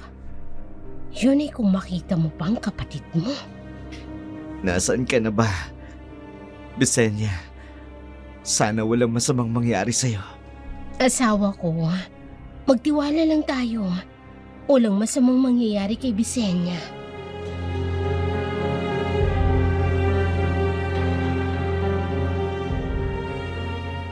Ngunit hindi maiwasan ni Abel ang mag-alala. Yun ang unang beses na hindi umuwi si Bisenya. Kilala niya ang kanyang kapatid kahit kailan. Hindi siya nito binigyan ng sakit ng ulo. Samantala, maraming komento ang lumabas sa Facebook post ni Abel hinggil sa pagkawala ni Bisenya. Ngunit karamihan sa mga ito, walang malinaw na impormasyon kung nasaan ang dalagita. Lumipas pa ang mga araw, unti-unti nang bumubuti ang kalagayan ni Abel.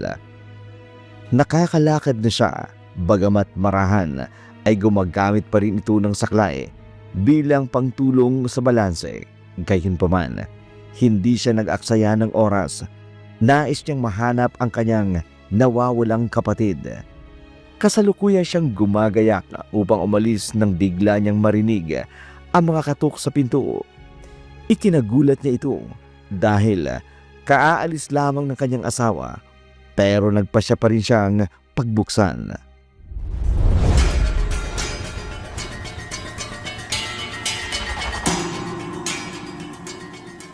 Teacher Valeria, anong ginagawa mo rito? Pwede ba kitang makausap, Sir Abel? Oo naman. Halika, pasok ka. Huwag sana tayo dito mag-usap. Pwede bang lumabas tayo? Sa may parke malapit dito. Pwede naman. Tingin ko mas mabuti na yun. Baka kasi maabutan tayo ni Selena dito. Alam mo naman, selosa masyadong asawa ko. Yun nga po ang naririnig ko. Tara na. Tungkol ba saan ang pag-uusapan natin at mukhang importante? Dinayo mo pa talaga ako dito sa bahay. Importante talaga, sir. Dahil tungkol ito kay Visenya. Ano?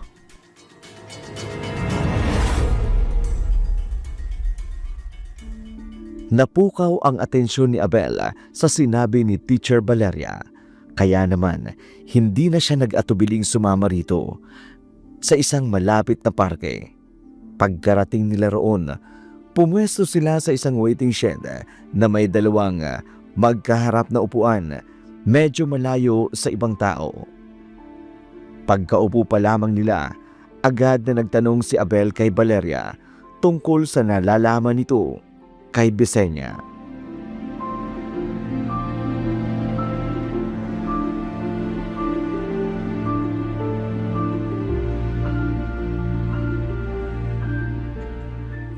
Anong tungkol sa kapatid ko? Teacher Valeria. Hindi ko alam kung saan ko sisimulan. Pero nung nabasa ko ang post mo sa Facebook na missing ang kapatid mo, doon ko napagtanto na nagsasabi ng totoo ang kapatid mo, sir. Anong ibig mong sabihin? Pakiklaro nga, Teacher Valeria.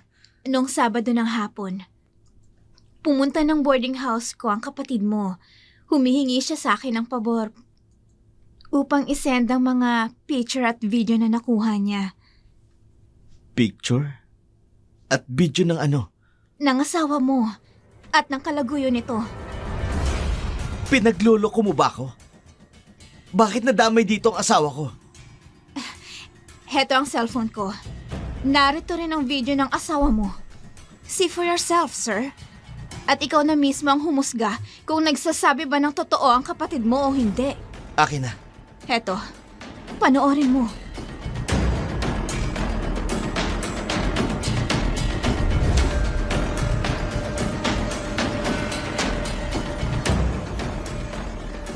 Nanginginig sa galit si Abel habang unti-unting binibitawan ang cellphone ni Teacher Valeria.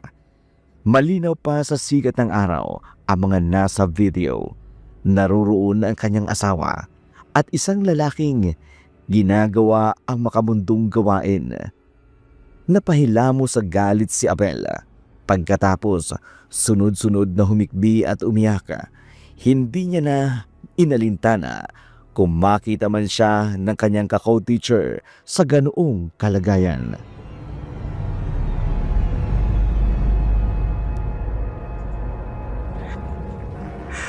Hayop siya. Walang hiya ka, Selena.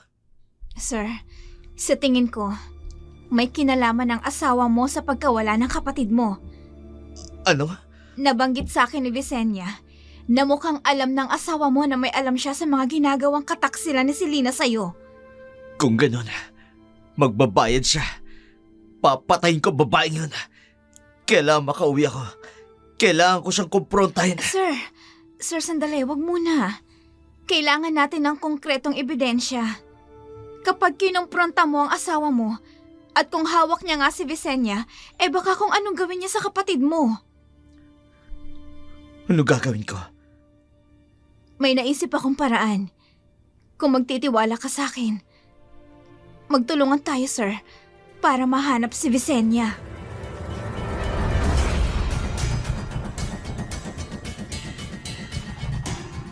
Nilamo na siya ng galit. Alam ni Abel na may punto si Teacher Valeria. Kaya naman, buong atensyon siyang nakinig sa dalaga habang binabalangkas ang kanilang plano upang mahanap at mapatunayang si Selena ang may hawak kay Visenya. Pagkatapos ng kanilang pag-uusap, umuwi na si Valeria. Ganon din si Abel. Kinagabihan, dumating si Selena. Hindi maitago ang ngiti sa kanyang mga labi. Gustong-gusto nang umalpas sa galit ni Abel at kumprontahin ang asawa, ngunit pinigilan niya ang sarili at nagpanggap siyang wala siyang nalalaman tungkol sa pagtataksil ni Selena.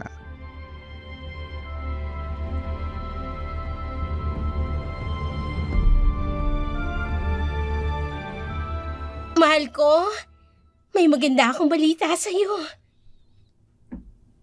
Tungkol saan? Buntis na ako. Talaga? Oo.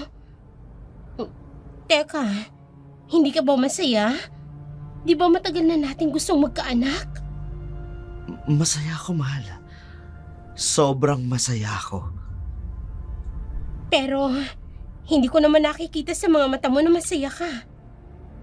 Masaya ako, Selena. Nalulungkot lang ako dahil hanggang ngayon, hindi pa rin natatagpuan ang kapatid ko. Matatagpuan din siya, Abel. Hindi naman ako tumitigil sa paghahanap sa kanya. Salamat naman kung gano'n. Siya nga pala, mahal. Bukas, kabilugan ng buwan. Gusto ko sanang panoorin yun bukas. Anong meron sa kabilugan ng buwan? Bakit pa palagi mong pinanunod ang buwan? Lalo na kapag kabilugan ng buwan. Panata ko yun, Abel. Siya nga pala. Gusto mo bang kumain na? Ipaghahanda kita. Kakaiba naman yata ang panata mo. Love, hayaan mo na ako. Teka nga pala, magsashower na muna ako ha. Naiinitan kasi ako eh.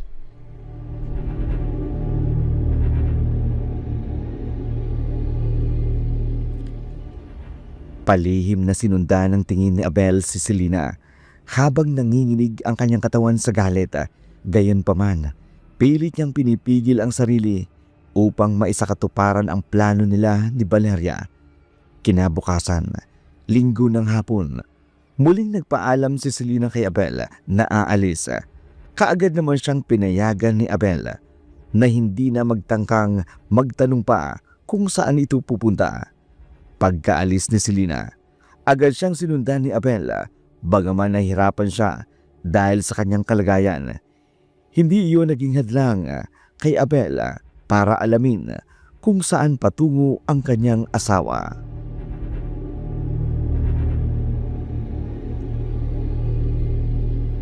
May kinatatagpo siyang lalaki. Walang hiya ka talaga, Selena. Hindi na ako magtataka kung ang ipinagbubuntis mo ay hindi sa akin. Matagal mo na pala akong niloloko. Ang galing mo magpanggap. Ikaw pang laging nagsiselos. Yan naman pala. Ikaw ang tunay na manloloko. Ayan na. Sumakay na sila ng tricycle. Susundan ko sila.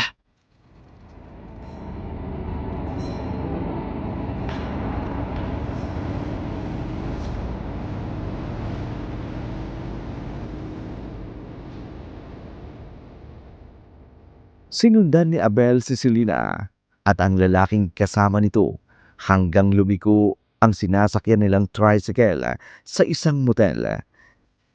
Hindi na bumaba pa ng kanyang sinasakyang tricycle si Abel. Sapat na sa kanya ang makita ang katotohanan. Pinagtataksilan nga siya ni Selena.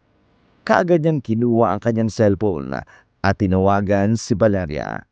Matapos sila mag-usap, hinihintay ni Abel si Valeria na dumating sa kanilang pinag-usapang lugar. Malapit sa motel kung saan naruroon sina Selena at ang lalaki nito.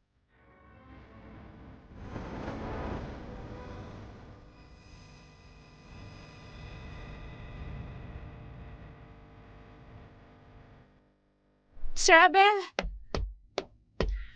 Ma'am Valeria, pasensya na kung medyo natagalan ako. ako ang dapat na humingi ng dispensa sa'yo. Problema ito ng pamilya ko, pero naabala kita. Nangako ako kay Visenya na tutulungan ko siyang malaman mo ang totoo. At isa pa, nangako rin ako sa'yo na tutulungan kitang mahanap si Visenya. Naririyan ang walang hiya akong asawa sa loob ng butil na yan. May kasamang lalaki. Pero ibang lalaki ang kasama niya. Hindi yung nasa video. Mukhang maraming lalaki si Mrs. Gonzales Hindi ko akalain na ganyan siya. Kinausap niya pa nga ako noon tungkol sa'yo eh. Sabi niya, wag na wag daw kitang lalapitan. Ano? Ginawa niya yun? Ganyan din ang ginawa niya sa dating ka-co-teacher ko. Akala ko, kung sinong may malinis, manloloko din pala. Hitad!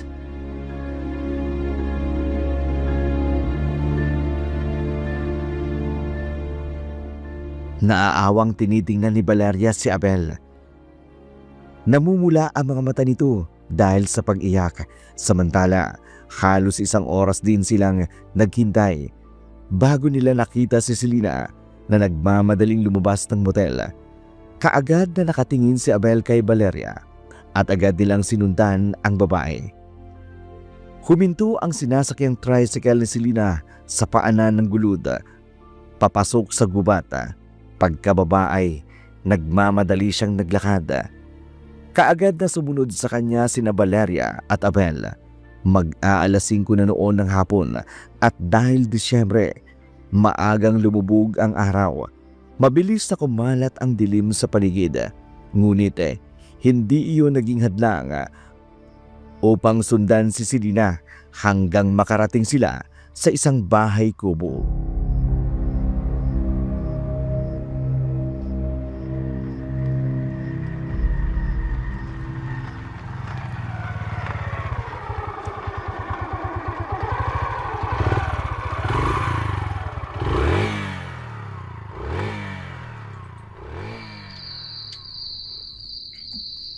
Iyan ang kubong tinutukoy ni Visenya. Sigurado ka? Oo. Nabanggit niya sa akin yan noon, bago siya mawala. Nawala lamang sa isipan ko eh. Maya-maya lang, aangat ng bilog na buwan. Dito pala nagpupunta si Selena tuwing kabilugan ng buwan. Hindi magandang pakiramdam ko sa asawa mo, sir. Anong ibig mong sabihin? Hindi normal sa isang normal na tao ang lumalabas tuwing kabilugan ng buwan. Ano ba talagang meron sa kabilugan ng buwan? Masasagot natin yan sa oras na malaman natin kung ano ang lihim ng silosa mong asawa.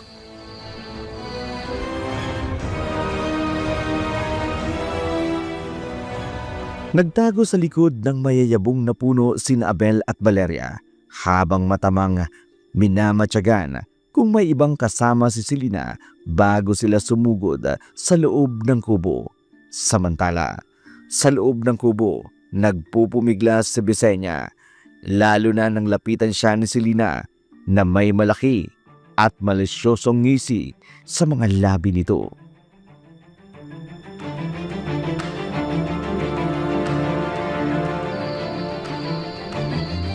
Lumayo ka sa akin!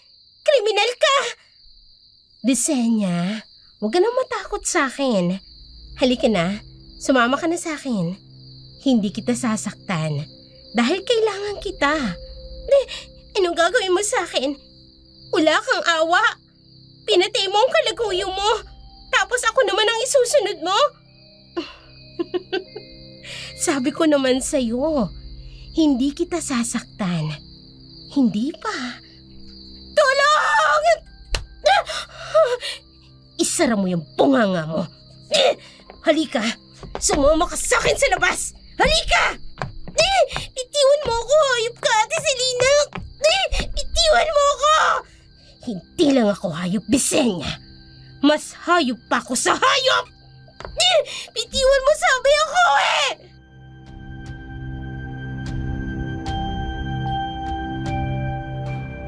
Kaagad na napatayo si Abel nang makarinig ng isang pamilyar na boses na sumisigaw.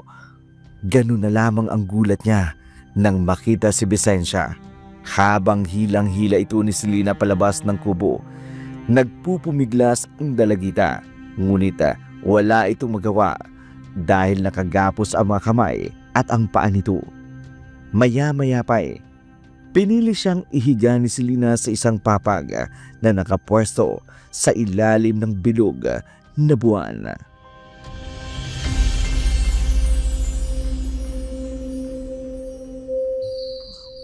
Anong gagawin niya sa kapatid ko? Kailangan ko iligtas si Visenya. Sir, tingnan mo ang itsura ng asawa mo. Unti-unting nagbabago ang anyo niya. Nagiging isang halimaw. Isang aswang. Kung ganun, mas lalo kong kailangang mailigtas sa kanya ang kapatid ko. Diyan ka na, Teacher Valeria. Sir, sandali! Nagpamadali siyang umalis. Kailangan ko makahingi ng tulong.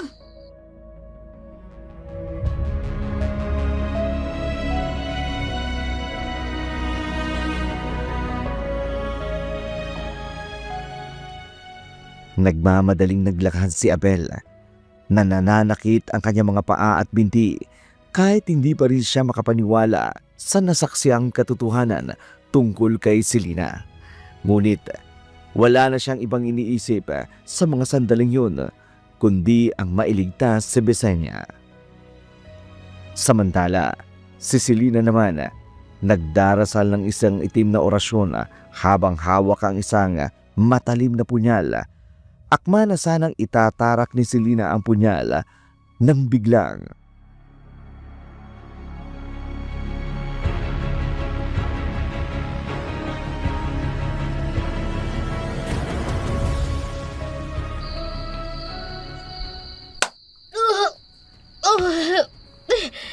Biglang may tumamang matigas na bagay sa bato ko.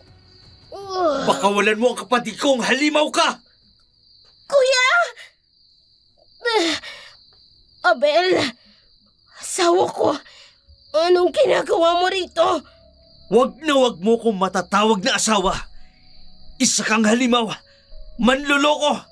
Matagal mo na pala akong iniiputan sa ulo. Abel, hindi ko naman gagawin yon kung kaya mo akong buntisin. Pero hindi mo ako mabuntis. Kaya nanlalaki ako. Ang sarap sa pakiramdam. Lalo na't mga walang utak ang mga lalaking yun. Kaya pinapatay ko na lang din. Pagkatapos kong pakinabangan sila. Demonyo ka. Isa kang aswang. Halimaw. Wala kang puso. Wala kang kaluluwa. Hindi ka nilalang ng Diyos. Dahil itim ang buddhi mo, kumikitil ka ng buhay nang hindi mo naman nilikha. Isa kang makasalanang nilalang. Ang dami mong diskurso. Isa lang naman ang nais ko. Ang magkaroon ng supling upang mas dumami pang lahi namin. At isa lang ang kailangan ko upang matuloy ang pagdadalang tao ko. Ang dugo ng isang berhen. At yun ang kapatid mo. Kuya! Kuya, tulungan mo ko! Kuya! Huwag kang mag-alala, Besenia. Tutulungan ka ni Kuya. Abel, wala ka nang magagawa. Wala kang laban sa akin. Mahina pa rin yung mga binti at kamay mo.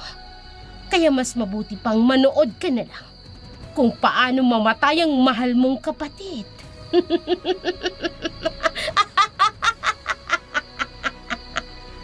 Selena! Wag! Siya nga pala, bago ko tapusin ang kapatid mo, gusto ko lang sabihin sa'yo, ako ang pumatay kay Hailey at sa habal driver, pati na rin sa mga lalaking natatagpo ang patay sa mga motel. Wala kang kasing sama.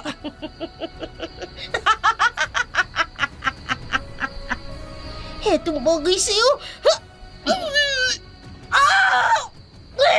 walang hiya ka! Kinagat mo ang kamay ko! Nabitawan niya ang punyal. Sisikapin ko na makaalis dito sa papag. Besenia! Sa akala mo ba, makakatakas ka sa aking babae ka? Tanggapin mo to!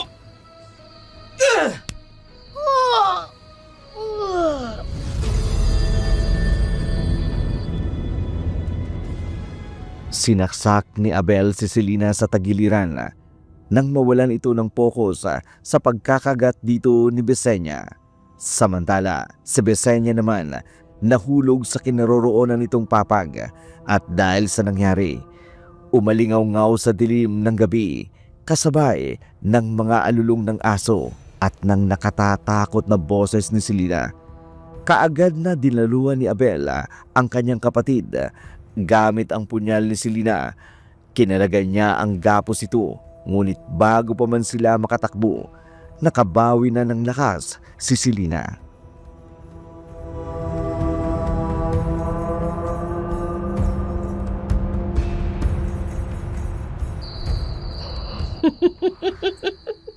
Saan kayo pupunta? Akala nyo'y matatakasan nyo ang isang katulad ko? Hindi! Hayaan mo na kami. Huwag mong idamay ang inosenteng kapatid ko sa kademonyohan mo. Hindi maaari, Abel. Isang sakripisyo naman upang tuluyang mabuhay ang anak natin. Huwag mo kong pinaglololoko. Hindi ko anak ang dinadala mo. Kung ganon, isasama kita sa kapatid mo. Papatayin ko kayong pareho. Bisenya, pagbilang ko ng 3, tumakbo ka na. Pero kuya, paano ko? Hindi ako makakatakbo ng mabilis, Bisenya. Kaya sige na, tumakbo ka na. 1, 2, takbo! Kuya, babalikan kita!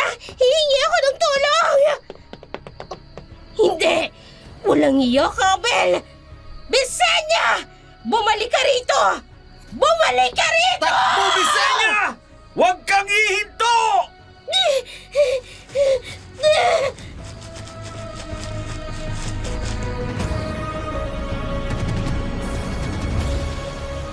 Mabilis na sinundan ni Selena ang tumatakbong si Bisenya.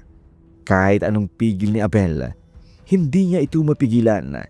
Iika-ikang sinundan ni Abel ang kanyang asawang aswang patungo sa kasukalan ng gubata hanggang sa makarinig siya ng mga sigaw na nagpakaba sa kanya.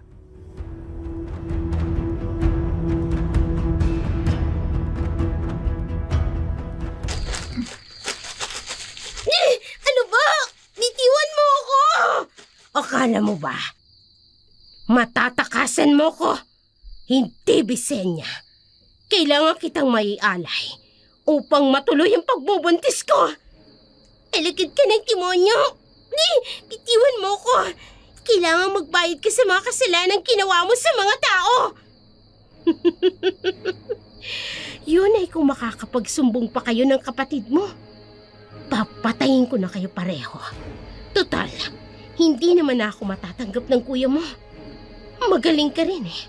Nagawa mo pa rin magsumbong kahit bihag na kita. Paano mo nagawa yun, ha? Dahil sa akin, Ikaw? ito ang bagay sa'yo, aswang!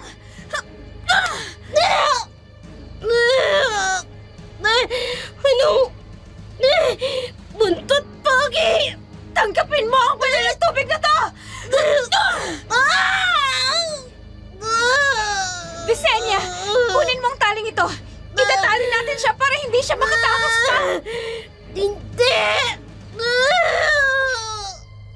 Tulad kitang hahatawin ng buntot pali!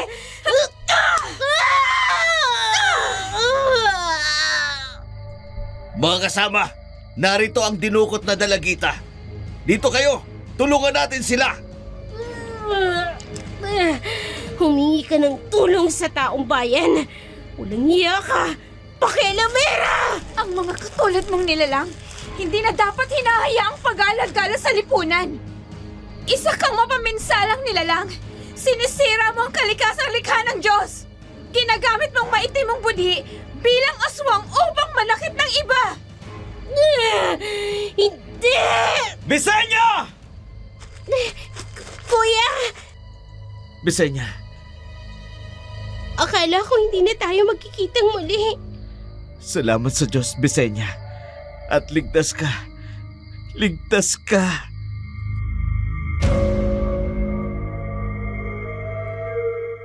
Labis ang tuwa ni Bisenya dahil sa wakas, nakatakas na siya mula sa mga kamay ng kanyang hipag. Samantala, dumating ang mga tanod na hininga ng tulong ni Valeria at dinakip na noon ang nasa anyong tao na si Selena. Dinala ito sa barangay hall. Kinabukasan, ipinatawag sa Bisenya sa police station upang hinga ng pahayag tungkol sa mga nangyari. Doon isinalaysay niya ang mga pangyayari.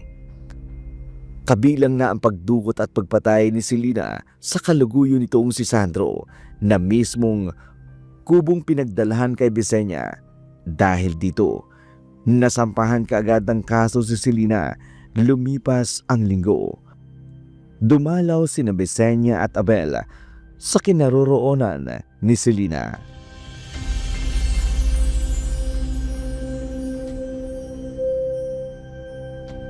Anong sabi niyo, Dok? Ang asawa mo, mister, ay may delusional disorder at schizophrenia. Anong ibig sabihin po niyan, Dok? Delusional disorder, isang kondisyon kung saan ang tao ay may matibay na maling paniniwala na kadalasan nakatuon sa isang partikular na tema. Halimbawa, siya ay isang aswang. Schizophrenia o iba pang psychotic disorder kung saan ang mga delusion ay bahagi ng mas malawak na sintomas kasama ang iba pang problema sa pag-iisip, emosyon at pag-uugali. Pero kuya, di ba? Totoo naman ang mga... Shh! Bisenya. Ano yan, Bis? Wala po, Dok. Kung wala na kayong tanong pa, maaari ko na kayong iwan. Sasabihan ko na lang ang nurse na dalhin dito si Mrs. Gonzales. Salamat po, Dok. Kuya, bakit mo ko pinigilan kanina? Totoo naman na aswang si Ate Selena, di ba? Nakita mo pa nga kung paano siya nagpalit ng anyo. Gusto mo bang mapagkamalan ka ring may sakit sa isip? Tingnan mo nga ang nangyari kay Selena. Bisenya, hindi naniniwala ang science pagdating sa folklore o mga pamahiin. Pero sa tingin mo, kuya, mas mabuting narito sa mental si Ate Selena. Tingin mo, hindi siya makakatakas dito? Yun ang aalamin natin.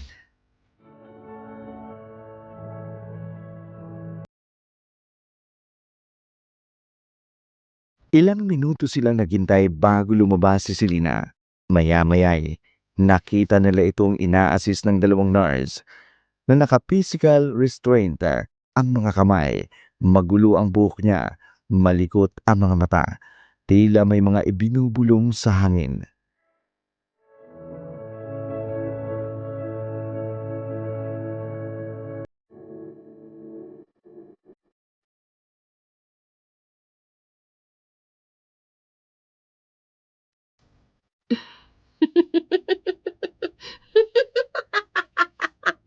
Kabilugan ng buwan, magiging aswang na ako. Kayo, ikaw, iaalay kita para mabuntis ako. Kuya, bakit siya napaliw? Maraming itinurok sa kanyang gamot ang mga doktor. Dahilan, sa pag-aakalang baliw siya. May rare condition siya, kaya siguro tuluyan na siyang naapektuhan. Alam nyo, marami akong lalaki. Gusto ko kasing magbuntis. Kasi yung asawa ko, hindi ako mabuntis eh. Gusto ko kasi dumami ang lahi naming mga aswang. Kaya lang, nahuli nila ako. Bisenya, Abel, Valeria, Hailey, Sandro!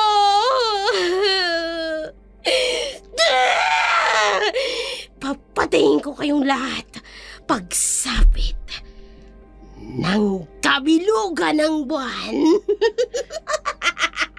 Hindi ko akalain. Aabot tayo sa ganito.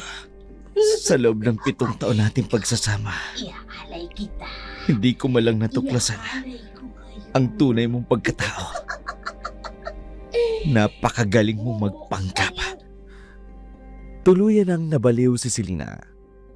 Ano-ano ang mga panggagamot ang ginawa ng doktor upang alamin ang lunas sa sakit ng kanyang utak. Inilihim naman ng magkapatid na sina Abel at Bisenya ang totoong katauhan ng babae dahil kung malalaman ng mga tao sa bayan na siya ang aswang na sumasalakay noon, baka siya ay patayin. Kahit na naging masama sa kanila si Selena, naging bahagi pa rin siya ng kanilang buhay at pamilya. Lumipas ang ilang taon. Naging magkasintahan sina Valeria at Abel. Nagpakasal. binigyan ng isang anak, samantalang si Bisenya naman, isa ng engineer na namamalagi sa Maynila. Hanggang dito na lamang ang aking sulat. Maraming salamat, Dark Shadow. Lubos na gumagalang, Bisenya.